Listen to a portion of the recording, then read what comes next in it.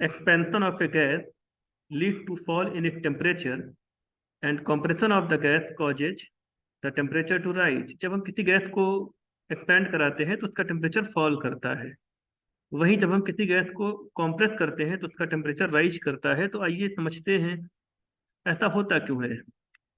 तो मान लेते हैं ये एक सिलेंडर है और इस सिलेंडर में ये एक पिस्टन है, ठीक है। अब इस पार्ट में कोई गैस इनक्लोज्ड है, ठीक है जी।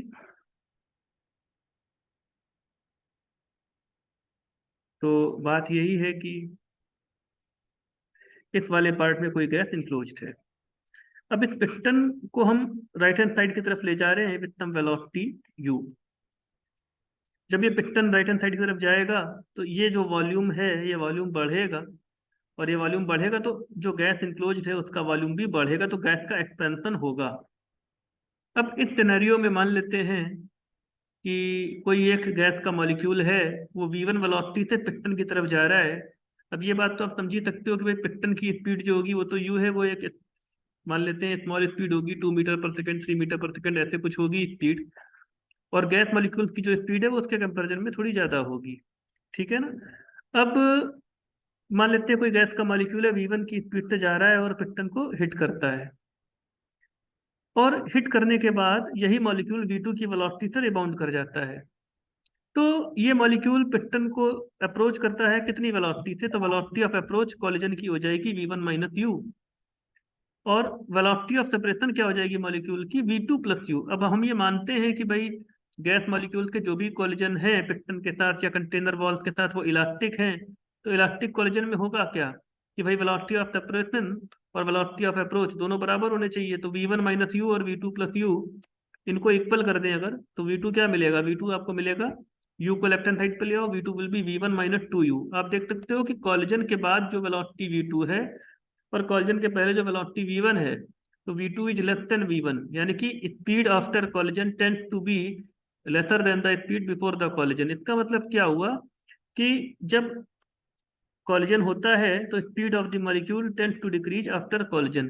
पर मॉलिक्यूल की स्पीड के डिक्रीज होने का मतलब क्या है, मॉलिक्यूल की स्पीड के डिक्रीज होने का मतलब सिंपल सा ये है कि भाई जब गैस का एक्सपेंशन होता है तो स्पीड कम होती है, मतलब काइनेटिक एनर्जी कम हो जाती है मॉलिक्यूल की, यानी कि मॉलिक्यूल की काइनेटिक एनर्जी कम हो रही है। इसका मतलब क्या है, कहीं ना कहीं जो इफेक्ट होगा वो एब्सोल्यूट टेम्परेचर को कम करने का होगा। इसका रीजन ये है कि आप ये बात जानते हो कि जो गैस की ट्रांसलेशनल काइनेटिक एनर्जी है it is proportional to absolute temperature, ठीक है ना। तो अगर कॉलिजन हुआ गैस के मॉलिक्यूल का पिस्टन के साथ, स्पीड कम हो रही है या स्पीड के कम होने का इफेक्ट है, तो काइनेटिक एनर्जी के भी कम होने का ही इफेक्ट होगा। और इसका मतलब यही है कि गैस का एब्सोल्यूट टेम्परेचर फॉल ही करना चाहिए एक्सपेंशन की वजह से। In other word when a gas expand its internal energy tends to decrease. तो एक कॉन्सेप्ट के तौर पर ये बात हो गई, जब कोई गैस एक्सपेंड करेगी तो उसका एब्सोल्यूट टेम्परेचर फॉल करना होगा, उसका इंटरनल एनर्जी फॉल करेगा। ये कॉन्सेप्ट याद रखना है, ठीक है। अब अगर गैस को कंप्रेस करें तब क्या होगा, तो एक्सपेंशन का अपोजिट है कंप्रेशन। तो एक्सपेंशन में अगर टेम्परेचर फॉल करता है तो कंप्रेशन में टेम्परेचर बढ़ना चाहिए। तो यही बात होगी जब हम गैस को कंप्रेस करेंगे। मान लेते हैं ये पिस्टन है, ठीक है जी, ये पिस्टन है और ये अब जा रहा है इधर लेफ्ट की तरफ with A small speed you. जब ये पिस्टन स्मॉल स्पीड यू से लेफ्ट की तरफ जा रहा है तो गैस की वॉल्यूम कम होगी, और गैस की वॉल्यूम जब कम होगी तो गैस कंप्रेस होएगी। अब मान लेते हैं कोई एक गैस का मॉलिक्यूल है, v1 की वेलोसिटी से पिस्टन की तरफ आ रहा है। अब ये v1 की वेलोसिटी से पिस्टन की तरफ आ रहा है तो वेलोसिटी ऑफ अप्रोच क्या हो जाएगी, v1 प्लस यू। ये आता है पिस्टन से टकराता है, टकराने के बाद ये रिबाउंड कर जाता है विद ए वेलोसिटी v2। अब v2 और u का सेम डायरेक्शन है तो वेलोसिटी ऑफ सेपरेशन क्या हो जाएगा, v2 माइनस यू। अब जो कॉलिजन है वो इलास्टिक है, ऐसा अजम्पशन है, तो v1 plus u equal to v2 minus u. अब इससे आप u को इधर ले जाओ, v2 will be v1 plus 2u, यानी कि v2 is greater than v1। तो यहाँ पर देखो जब कॉलिजन होता है, जब गैस कॉम्प्रेस हो रही है और जो कॉलिजन हो रहा है, we can observe that the speed of the molecule tend to increase after collision, ठीक है ना। जरूरी नहीं है कि ये रिलेशन ओबे ही हो रहा हो, पर यह बात जरूरी है कि कॉलिजन के बाद मॉलिक्यूल की स्पीड बढ़ रही होगी। स्पीड बढ़ रही होगी मतलब effect of compression of the gas क्या है कि मॉलिक्यूल्स की स्पीड को बढ़ाना, यानी कि उनकी काइनेटिक एनर्जी को बढ़ाना, और यानी कि उनका absolute temperature of the gas को बढ़ा देना। In other words, when a gas is compressed, the absolute temperature or the internal energy of the gas tends to increase। तो ये बात एकदम क्लियर हो गई अब कि जब हम किसी गैस को एक्सपेंड कराएंगे उसका टेम्परेचर फॉल करेगा, वहीं जब हम किसी गैस को कॉम्प्रेस करेंगे तो उसका टेम्परेचर राइज करेगा।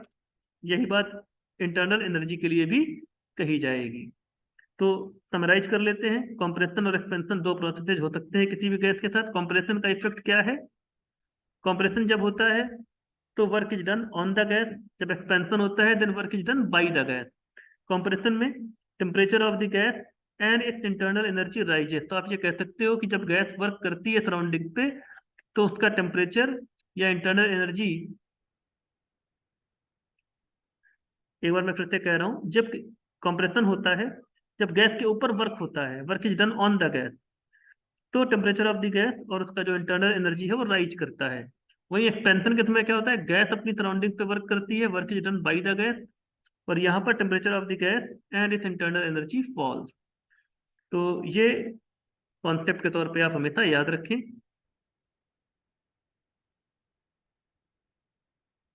Thank you.